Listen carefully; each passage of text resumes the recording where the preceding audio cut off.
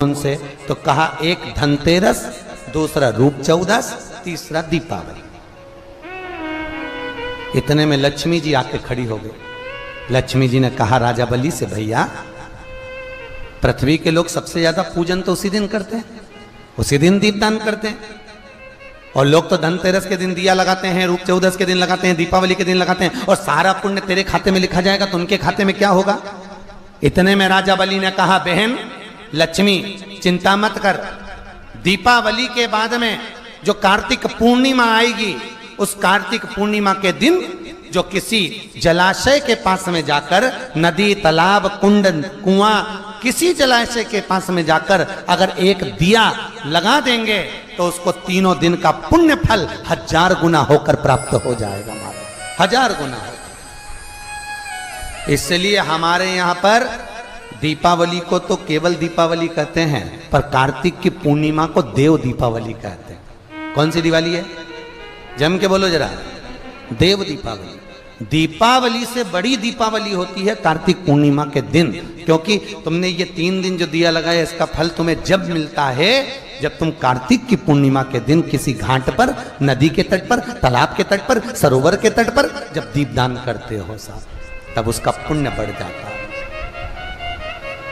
एक बार दिवाली पर दिया नहीं लगाओगे चल जाएगा, धनतेरस के दिन नहीं लगाओगे चल जाएगा, पर यदि कार्तिक पूर्णिमा के दिन चूक गए तो फिर वो दिया का कोई फल नहीं, फिर इसका कोई नहीं।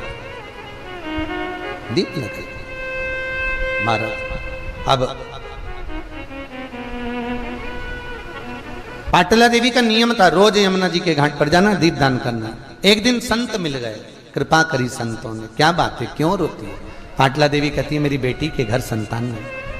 अगर सावन की पूर्णिमा के दिन तुम्हारी बेटी ब्राह्मणों को भोजन कराएगी, उसके घर में औलाद होगी, संतान होगी। कार्तिक अब पाटला देवी ने कह दिया अपनी बेटी से कि जाओ कराओ। बेटी ने ब्राह्मणों का भोजन कराया। नंद बाबा यशोदा ने खीर मालपुआ बनवाया। खीर मालपुआ बनाकर जैसे ही नंद बाबा परोसे, फिर यशोदा जी आ गए। अब यशोदा तो यशोदा, और माता यशोदा इतना घूंघट कर कर जैसे खीर मालपुआ परोसने के लिए चली, इतने में जितने संत भोजन कर रहे थे सारे संतों ने सोचा ये इतना सारा घूंघट ली है तो ये नंद बाबा की तो दाढ़ी सफेद, नंद बाबा के तो बाल सफेद, ये नंद बाबा के छोरे की बहू दिखती है। अब छोरे की बहू दिख रही है तो इनके घर में कोई छोरा नहीं दिख रहा, तो सारे संतों ने हाथ उठाकर आशीर्वाद दे दिया, पुत्र भव। जैसे पुत्र बहू ने का आशीर्वाद दिया तो यशोदा जी ने पल्लू ऊंचा कर लिया। जैसे पल्लू ऊंचा करा, पल्लू ऊंचा करते से सारे बाबाओं ने एक दूसरे को कोनी मार के कहा रहे इसका भी बाल सफेद है, आशीर्वाद गड़बड़ हो गया। इतने में सारे संत जब बात करे तो नंद बाबा ने कहा, रे बाबाओं तुमने मेरी पत्नी को पुत्र होने का आशीर्वाद दिया, मैं 60 का, मेरी पत्नी 55 की, औलाद कहां से होगी। इतने में संत बोले हमने भोजन करते करते आशीर्वाद दिया है तो पुत्र तो आएगा, भले कहीं से भी आए। और वही हुआ। ना जाने किस ऋषि मुनि ने धागा हाथ लपेटा कि नंद घर अनहोनी हो गई, बेटी हो गया बेटा। और महाराज रात ही रात में नंद बाबा की दाढ़ी हो गई, बेटा हो गया। और जब भगवान हुए थे, भगवान जब प्रकट हुए तो पाटला देवी ने पत्र लिखा था, बेटी नवासे का दर्शन नहीं कराएगी, मेरे नाती को लेकर नहीं आएगी। बेटी नाती को लेकर गई थी। आज भी हिंदू धर्म में वो दिन डोल एकादशी कहलाती है। यहां पर होती है डोल एकादशी, जिस दिन डोले में बैठकर भगवान कृष्ण को लेकर यशोदा अपनी मां के घर गई थी। और जब मां के घर पहुंची, माता ने पानी उतारा तो बेटे को दर्शन करने को कहा। यशोदा जी बोलती हैं, पाटला देवी बोलती मुझे बेटा तो दिखा कैसा है। जो पल्लू हटाया मां ने, पल्लू हटाते से ही पाटला देवी ने लोटा तो रख दिया नीचे कलश को, और कलश को नीचे रखकर बोली पहले ये बताइए तेरी औलाद है। इतने में यशोदा जी बोली और किसी दूसरे की औलाद है तो मेरी। नहीं नहीं पूछ रही, क्यों मां तूने ऐसा प्रश्न क्यों करा। यशोदा जी पूछी। पाटला देवी बोली तू गोरी, नंद बाबा गोरे, ये कोयले की खदान कहां से आई ये बता। अरे माँ आधी रात को पैदा हुआ था ना 12 बजे, इसलिए काला है। तो काला क्यों हो गया? माँ इतनी रात को कोई लाइट नहीं थी, पूरा अंधेरा, इसी में चिपक गया। यशोदा जी बोली अरे ओ, पाटला देवी कहती है बेटी क्यों झूठ बोलती है, आधी रात को चांद तो निकला था वैसा हो जाता। तो फिर बोली माँ इतने बुढ़ापे में 55 साल की उम्र में मेरे स्तनों में दूध नहीं आया, तो इसको गाय का दूध पिलाया, और मेरी यहां एक भी गाय सफेद नहीं, सब काली। इसलिए यशोदा जी की मां बोली बेटी दूध तो सफेद निकलता है, वैसी हो जाती।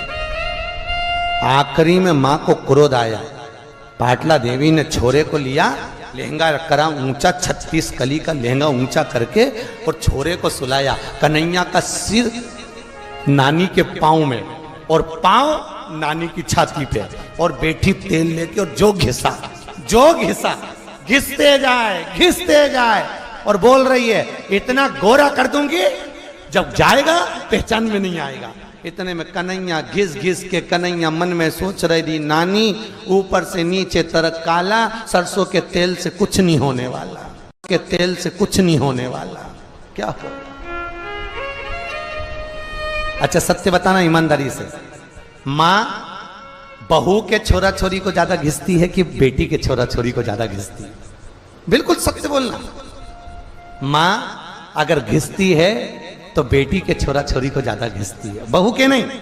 क्योंकि बहू के छोरा छोरी को जब जब घिसती है, जैसे घिसने बैठती है, इतनी देर में बहू ही छाती पे खड़ी, मम्मी जरा धीरे, मम्मी जरा धीरे। इतने में मम्मी को गुस्सा आ जाता, हमने तो छोरा छोरी पाले ही नहीं, ले तू ले ले, और बेचारी सास उठा के बहू को दे दे। और छोरी के छोरे को जब घिसने बैठती है बेटी के बेटे को, तो बेटी को विश्वास रहता है जब मेरी माँ मुझे बड़ा कर सकती है तो मेरे बच्चे को भी बड़ा कर देगी। इसलिए बेटी कभी नहीं बोलती कि वो क्या कर रही, बेटी को विश्वास इतना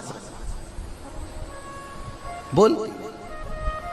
और महाराज ऐसा सुंदर श्रृंगार किया है, मस्तक पे मलिया गिरी चंदन ऐसा तिलक लगाया, मोर मुकुट कानों में कुंडल ऐसा मुकुट सजाया, और महकता रहे ये दरबार सांवरे तेरा किसने किया। भगवान सजा रही है नानी, और नानी ये कैसी होती है जो बच्चे को फिरा के भी पिना देती है। कन्हैया को झबला पिनाया, ये दरबार सांवरे तेरा किसने किया। भगवान सजा रही है नानी, और नानी ये कैसी होती है जो बच्चे को फिरा के भी पिना देती है। कन्हैया को झबला पिनाया,